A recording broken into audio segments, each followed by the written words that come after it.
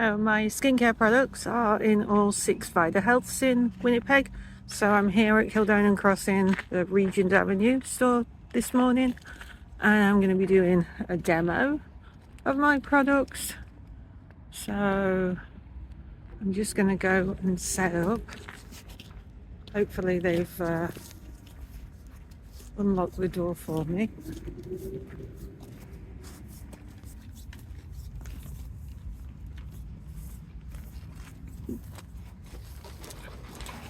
Oh, looks like we're all in darkness still.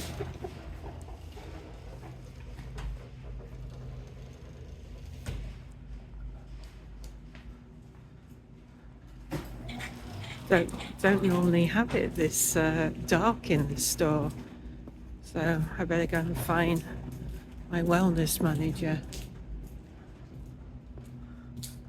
And this is my little section where all my products are, so I'll be setting up here.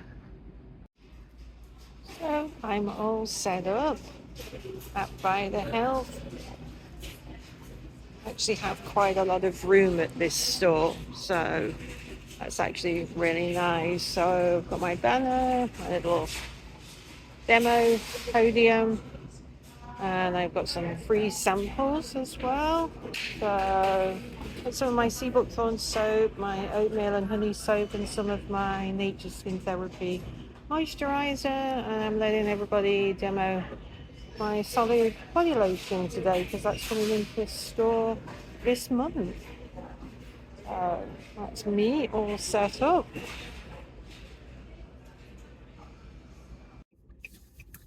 Okay, I hope I'm looking at the camera in the right place. I just done a video of me looking over here, over here, so I hope I got it right. So that's a wrap for my demo of Vida Health today. Super busy for me anyway. Lots of people showed up because they saw that I'd posted on my social media that I was going to be there, and quite a lot of sales that were picked up as well. So lots of people listening to the information I got to share on my products, and I also had some free samples as well that I was giving away, my soaps and my moisturizer. That's always a good thing to do, just to let people try before you buy. So I've done just over 3 hours there, and I'm going to be doing some demos at some of the other Vida Healths in Winnipeg over the next couple of weeks as well. So watch this space. But a really good day. Saw some new faces, saw some people that I haven't seen for years, which was nice, and then seen some repeat customers. So watch this space for the next demo and other things that are coming up. So here we are in the basement. We used to have an 4x8 whiteboard on this wall, and Karen wanted some more shelving, so we sold the whiteboard and got some drywall in and just pulled the studs off. We're not going to put it all the way to the floor. It's just going to go to the back of the countertop there, you can see. So again, it's I'm not going to fill the whole wall. I'm just going to put where the shelving units are going to go at the back. So here again, just putting the drywall up, just making sure it's the right length, and we get a gap, and oh, dropped it. There we go. Just get that sorted out. Then we can screw it up to the wall.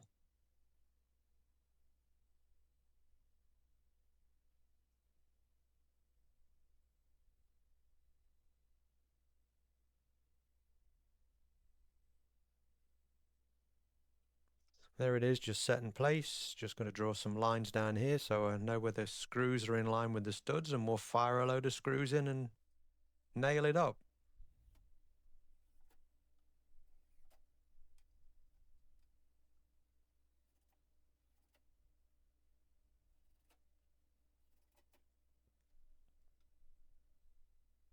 Now we're going to, the top piece, I've got another 4x8 sheet in the other room, so we're going to cut that to size. And repeat the process. Bring that in, put it up. I put the little bits of cardboard spacers in there just so it's not touching. So when I put the mud on the wall and the tape, the mud's going to go between the two pieces and give it a good bond and a nice solid surface. Again, screw all that up. Make sure it's all secure. And now we're out with the mud, so all the screws I've put in will just cover all those guys up. Again, it'll all be sanded off later on in a coat of paint. So we just get the mud, again, finish them screws off, and then with the mud, again, I use a fairly soft consistency, liquidy almost, enough to stick it on the wall, but enough because the tape's going to soak a lot of the moisture out of it. And just fill that joint up with as much as you can. Grab the tape. I still use the old paper tape. So again, just push it all in, push it in, just again, put lots of mud on the outside just to get the tape wet. I don't pre-wet the tape when I do it. And then just go on with a nice firm pressure after the fact from the middle outwards. Oh, there's the boss. And just again, squeeze as much of the mud out as you can. So again, you don't want this to be sticking out. You want it to be nice, indented slightly with the drywall where the indents are on the edge. So now I'm just filling the corner.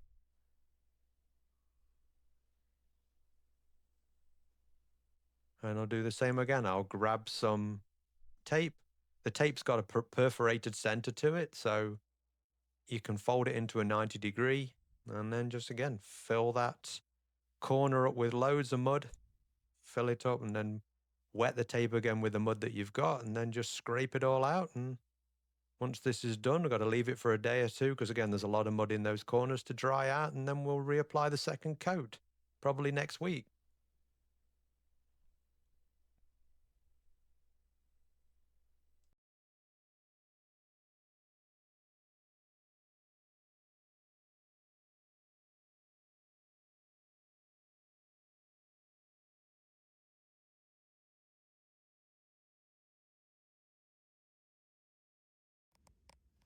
A beautiful day today, not too cold.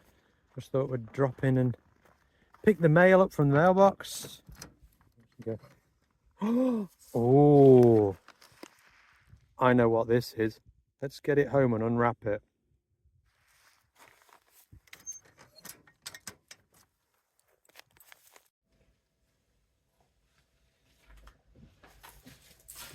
Okay, so here we are. I know it's only end of the first week of January, but we do order seeds because I did leave it late one year and or later one year. Oh, here's the star of the show. Thinks he's heard a packet and wants to. This is Mr. Binkers.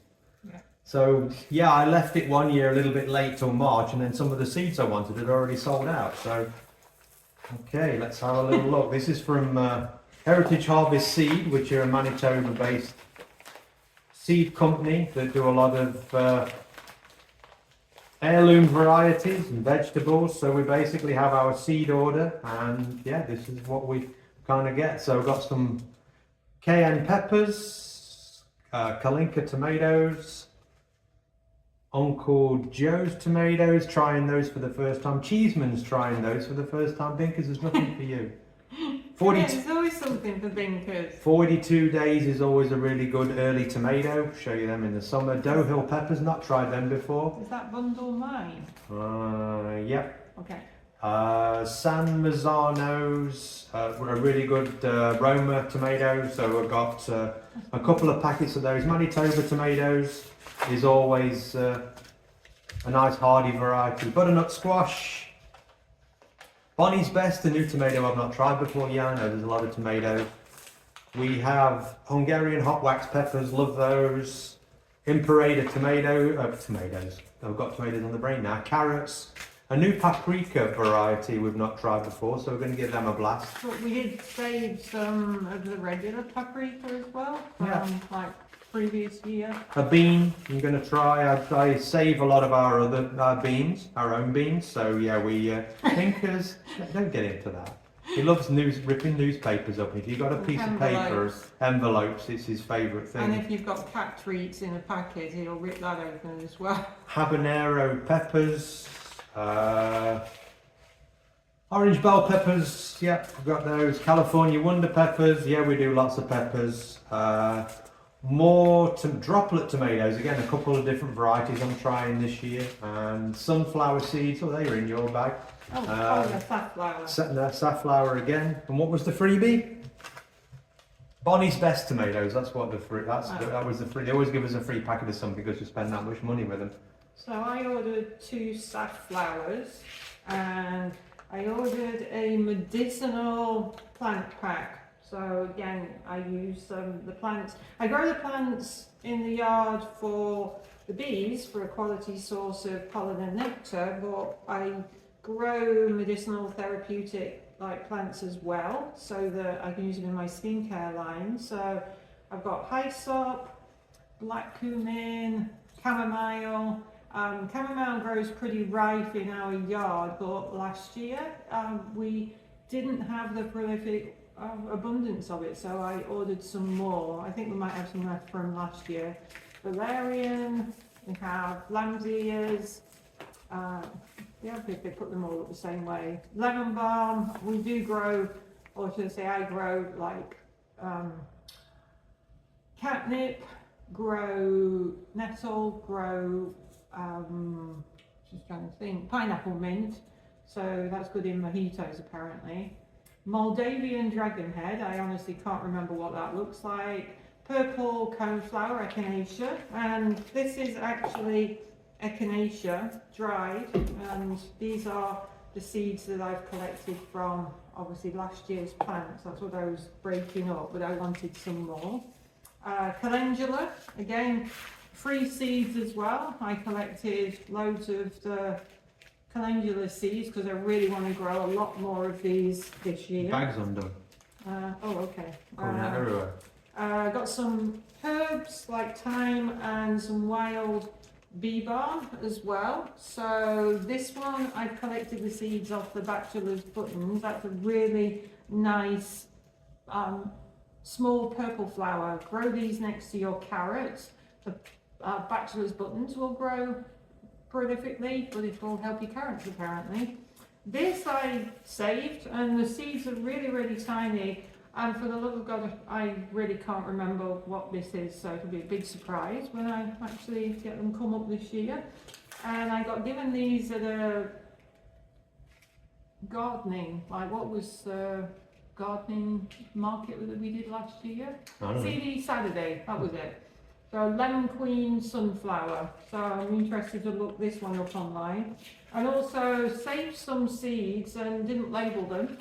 So they look like peppers of some description. They look like peppers or squash. So again, like throw them all in, see what happens. Throw them all in, so it'd be a nice big surprise again. So, like I say, last year we tried to save as much seeds as we could, and you obviously saved some. Yeah, I said, well, I walked across the yard in last week's video, and I said I've got the carrots, leaving them for year number 2, and that's what when they've dried out, the carrot flowers end up looking like that. And then what I do is I put the flower head into a bag and then just scrunch the bag up like that, and then it's not treats. And then scrunch the bag up and all the seeds come off. So even though I have bought some carrot seeds this year again, just because I'm not that I don't trust these, but I'm just going to see what happens with them too. Because again, sometimes you can plant a vegetable and even though these are heirloom, they should sprout, but sometimes they don't.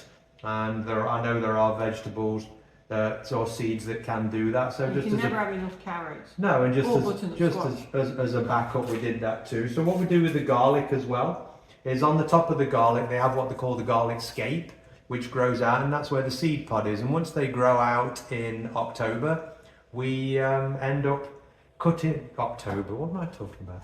July, we cut them off because it puts more growth into the bulb. So obviously you want as much growth into the bulb as you can. So I let 4 or 5 garlic scapes go to full. So this is basically what the garlic seed looks like. They're almost like the size of a small pea. And then what I've done is this year I'm just giving it a try out, because there's a 2 or 3 year cycle for these once you plant them in the garden. So to try and speed things up to see what happens, I've actually planted some of these in pots. So once we get to spring, what I'm going to do is I'm going to transplant them from the pots into the ground and see what I get at the end of summer. Let's take a quick look at those. So here they are. This is the garlic, and basically I've put them into the pots and they're all starting to come up now. They all look like chives, really. Small onions as well. This is some more mature garlic I'm just trying in the pots, but a friend of mine that owns a garlic farm I was talking to the other week basically said, yeah, you're wasting your time. But I'll waste, doesn't cost me anything. So, and again, all these, we'll plant them all out in the spring. And is it turmeric in the other pot? So a friend of ours, or we grabbed some bits of some turmeric sprouts and we put them into the soil, and we were growing some turmeric too. So we've got some catmint and some thyme over there, and moringa plant as well. So there's always a little bit of something going on. So we'll be planting the seeds out next in March. So that's be another video for another day. And the turmeric I tried growing 2 years ago because you grow it 1 year to harvest the following year, and I failed abysmally. So I bought some more turmeric organic rhizomes and I left them on the side on the counter in the kitchen, and they began to sprout, didn't they? So you planted them, and obviously letting them sprout actually helped them. So these will grow hopefully this year, but I won't be able to harvest and use until next year.